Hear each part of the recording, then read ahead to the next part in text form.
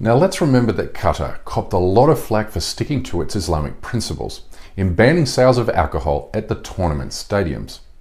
We heard all the usual allegations of Islamic extremism and whatnot, but here's 2 points of data that vindicates Qatar's courageous decision to not bend to Western desires.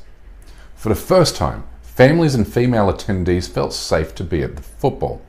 The atmosphere in Qatar was widely described as unprecedentedly friendly and inclusive.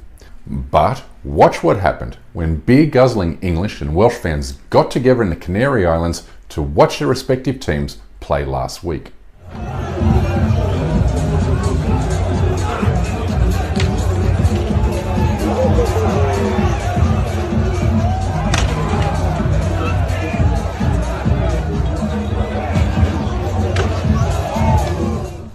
If that's what you call Western values, then you can see why Qatar and other Muslim countries reject them.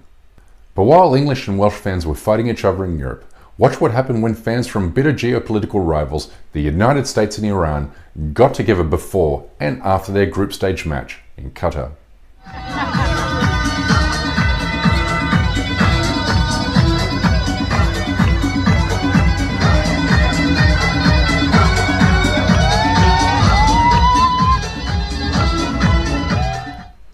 The tournament also showed that dictatorships and geopolitical rivalries in the Muslim world are not representative of the Muslim people.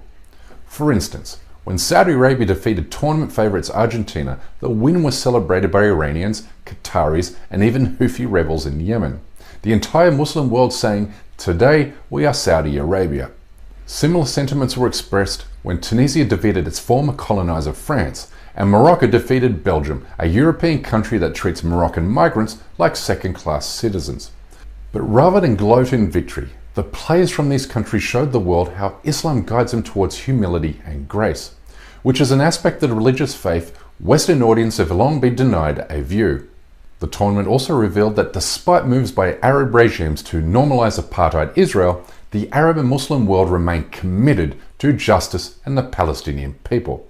Palestinian flags were flown at every game, and Palestinian armbands were worn by the Muslim teams, while crowds sang the words, "With spirit and blood, we will redeem you, O Palestine."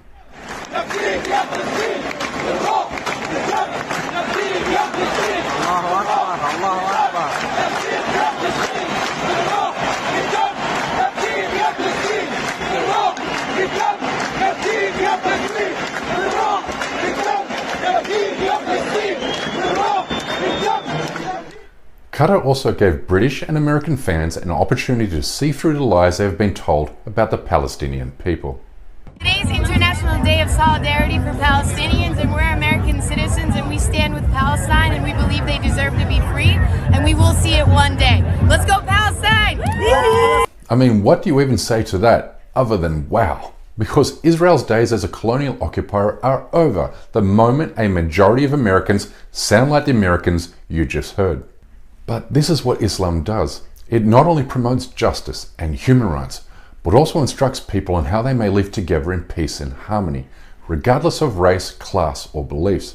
And by showcasing the religion in its proper light, Qatar has helped dispel Islamophobic myths and awaken the world to injustices taking place against Muslims in Palestine, Kashmir, India, and beyond.